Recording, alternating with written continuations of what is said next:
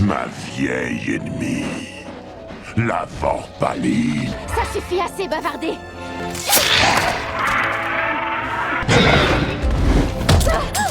Cette fois, face au dragon sanguinaire, je n'ai plus ressenti la moindre peur. Le destin de tout le pays des merveilles repose désormais sur mes épaules. Si je recule maintenant, la Reine Rouge imposera son règne de terreur pour toujours. Je tuerai le Jabberwocky.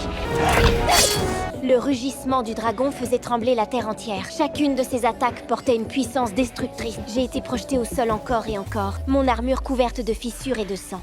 Au milieu des ruines et des pierres brisées, je n'avais plus peur. Je n'avais plus qu'une seule idée en tête. On te coupe la tête!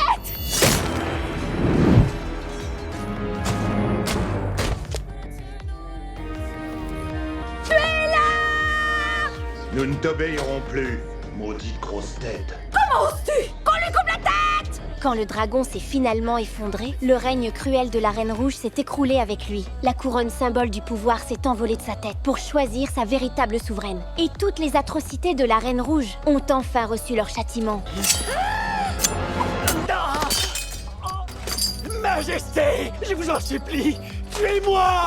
Je vous en supplie! Il a tenté de me tuer! La guerre était terminée. L'aube de la victoire illuminait enfin le royaume. La Reine Blanche m'a remis le sang du dragon. C'était le seul moyen pour moi de rentrer chez moi. Mais à ce moment-là, le chapelier fou s'est approché de moi. Tu pourrais rester. Mais quelle idée!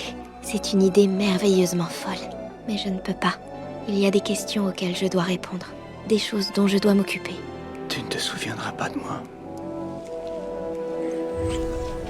Je suis finalement revenue dans le monde auquel j'appartiens vraiment. En regardant tous ces visages à la fois familiers et étrangers, j'ai compris que tout avait changé. Mais moi aussi j'avais changé. Je n'étais plus cette fille qui passait sa vie à fuir. J'ai refusé la demande en mariage de Amy. Le choc sur leur visage, pour moi, c'était une délivrance. Je suis allée retrouver l'associé de mon père, avec une idée complètement folle en tête. Mon père disait qu'il envisageait d'étendre sa route commerciale vers Sumatra et Bornéo. Mais je pense qu'il ne voyait pas assez loin. Pourquoi n'irions-nous pas jusqu'en Chine ?